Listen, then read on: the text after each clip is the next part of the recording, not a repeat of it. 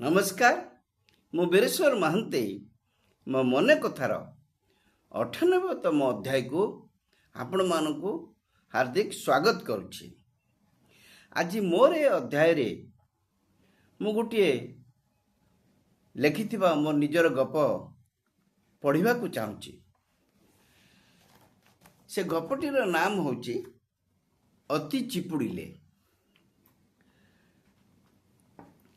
ବୈଶାଖ ମାସ, ମୁଣ୍ଡ ଫଟା ଖରା, ଝାଞ୍ଜି ପବନ ମୁହଁକୁ ସିଝେଇ ଦେଉଛି। 9ଟାରୁ ଘରୁ ବାହାରିଛନ୍ତି ରମେଶ ବାବୁ। ଏ ଅଫିସରୁ ସେ ଅଫିସ ଧାଇଁ ଧାଇଁ ଧଇଁ ବାହାରିଗଲାଣି। ଗଞ୍ଜି ସାର୍ଟ ସବୁ ଝାଳରେ ଜର। ଚିପୁଡ଼ି ଦେଲେ ବେଲାଏ ହେବ କି କ'ଣ? ପାଣି ବୋତଲଟେ ଘରୁ ଆଣିଥିଲେ ଯେ ଆଉ ଟୋପେ ବୋଲି ନାହିଁ। ଶୋଷରେ ହସା ଉଡ଼ି ଯାଉଛି। ଜିଭ ଓଠ ଶୁଖି ଅଠା। ଜଳଛତ୍ରଟାଏ ଦେଖି ଅଟକି ଗଲେ ସେ। 2 ଗ୍ଲାସ ଜଳ ଉଦରସ୍ଥ କରି ଟିକିଏ ଆଶ୍ୱସ୍ତ ଅନୁଭବ କଲେ। ଭାବିଲେ ଟାଣ ଖରା, ଯାହା କାମ ହେଲା, ଏବେ ଘରକୁ ଫେରିଯିବାକୁ ହେବ। କେତେ ଆଉ ଧନ୍ଦେ ହେବେ ଯେ? ଜୀବନ ସାରା ଖାଲି କାମ ଆଉ କାମ। ଶାନ୍ତିରେ ମୁହୂର୍ତ୍ତେ ନିଶ୍ୱାସ ନେବାକୁ ସମୟ ନାହିଁ। ଘରେ ରୋଗଣା ସ୍ତ୍ରୀ, ଘର କାମରେ ବି ହାତ ବଟେଇବାକୁ ପଡ଼େ। ଏକମାତ୍ର ପୁତ୍ର, ଡାକ୍ତରୀ ପାସ୍ ପରେ ଆମେରିକାରେ ଚାକିରି। କେତେଥର ରମେଶ ବାବୁ ତାକୁ ଓଡ଼ିଶା ଫେରି ଆସିବାକୁ ବୁଝେଇଲେଣି। ସେ କିନ୍ତୁ ଆସିବାକୁ ନାରାଜ। କହେ ଆମେରିକାରେ ମାହୋଲ ଅଲଗା, ସେଠି କାମ କରିବାର ନିଆରା ମଜା ଅଛି।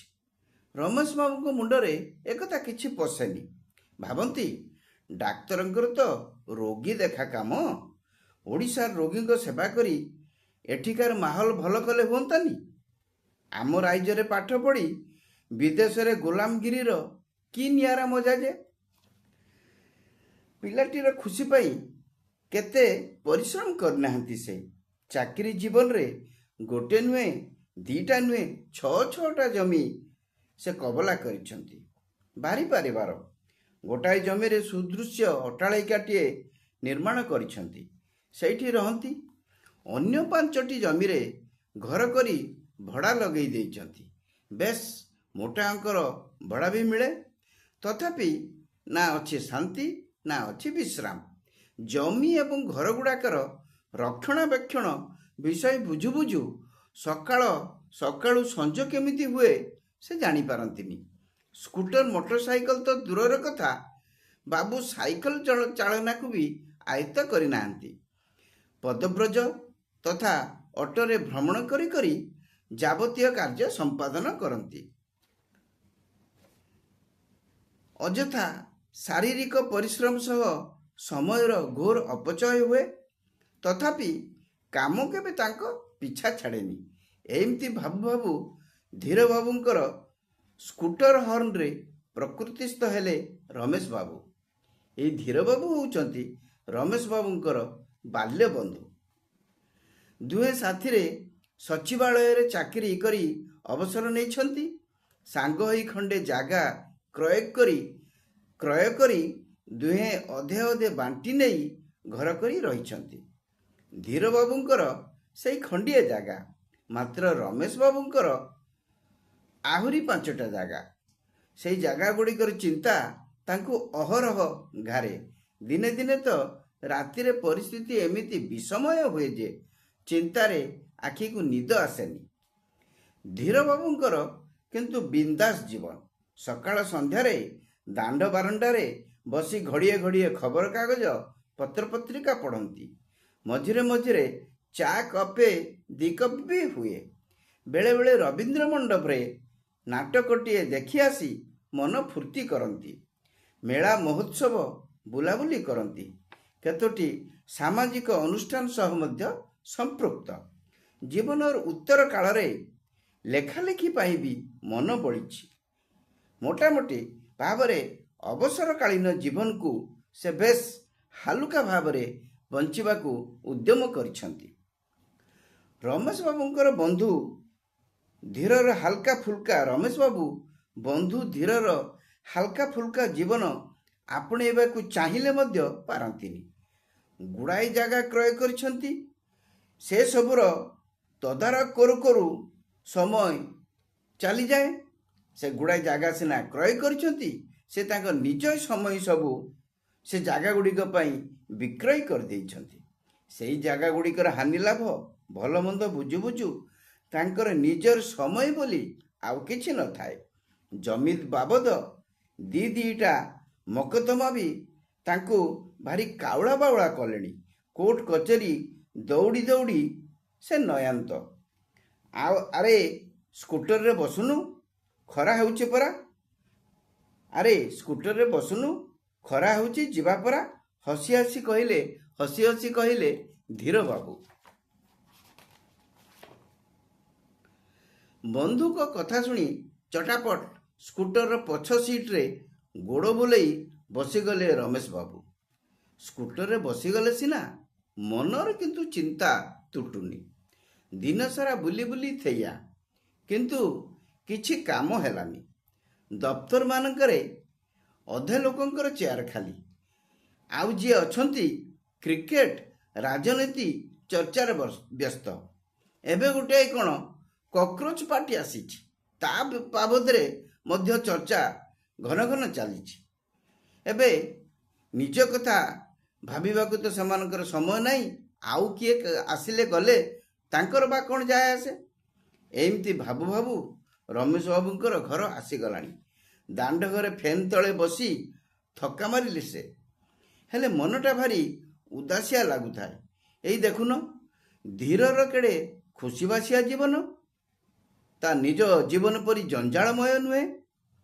ମନେ ମନେ ଈର୍ଷା କଲେ ଧୀରବାବୁଙ୍କୁ। ତା ଜୀବନଟା ମିଠା ପାନ ପରି, ସୁଗନ୍ଧିତ ମିଠା ମସଲାରେ ମହମହ। ହେଲେ ନିଜର ଜୀବନ ପାନରେ ମସଲାର ତାଳମେଳ ଠିକ୍ ନାହିଁ।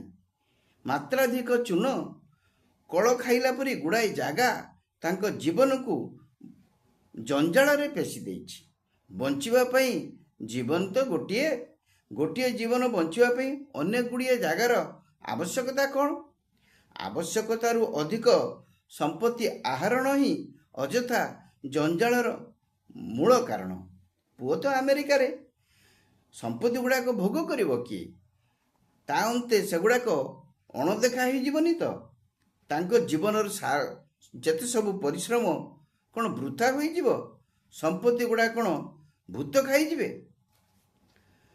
ଦିନସାରା ରମେଶ ବାବୁଙ୍କ ମନ ଏଇସବୁ କଥା ଭାବି ଭାବି ଦବି ଦବି ରହିଲା। ମାଳେ ପ୍ରଶ୍ନ ସାପ ଭଳିଆ ବେକରେ ଚାପି ହୋଇ ଗୁଡ଼େଇ ହୋଇଗଲେ। ରାତି ବୃଦ୍ଧି ସହ ଅବସ୍ଥା ଅସମ୍ଭାଳ। ଟିପେ ବୋଲି ନିଦ ନାହିଁ। କଡ଼ ଏପଟ ସେପଟ କରୁ କରୁ କେତେବେଳେ ଆଖିପତା ପଡ଼ିଯାଇଛି। ସପନଟେ ଧସେଇ ପଶିଛି। କ'ଣ ସେ ସପନ ଦେଖୁଛନ୍ତି ରମେଶ ବାବୁ? ଦଳେ ମଜବୁତିଆ ଲୋକ ତାଙ୍କର ସବୁ ଘରଗୁଡ଼ାକୁ ଘେରି ଯାଇ ବଡ଼ ବଡ଼ ହାତୁଡ଼ିରେ ପିଟି ଚାଲିଛନ୍ତି। ଇଟା ଗୁଡ଼ାକ ଖଣ୍ଡ ଖଣ୍ଡ ହୋଇ ଭୂମିରେ ଲୋଟି ଯାଉଛନ୍ତି। ତାଙ୍କର ପୁରୁଣା ଘର ସ୍ଥାନରେ ବନ୍ଧୁ ଧୀରବାବୁଙ୍କର ନୂଆ ଘର ଗଢ଼ି ଉଠୁଛି। ରମେଶ ବାବୁ ଅସହାୟ ଭାବରେ ଦେଖୁଛନ୍ତି କେବଳ।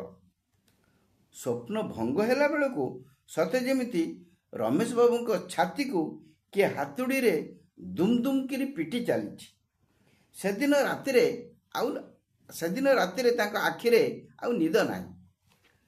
ପରଦିନ ସକାଳ ହେବା ମାତ୍ରେ ରମେଶ ବାବୁ ଧୀରବାବୁଙ୍କ ଘରେ ହାଜର ହୋଇ ଏକା ନିଶ୍ୱାସରେ ସପନଟା ବଖାଣି ଗଲେ।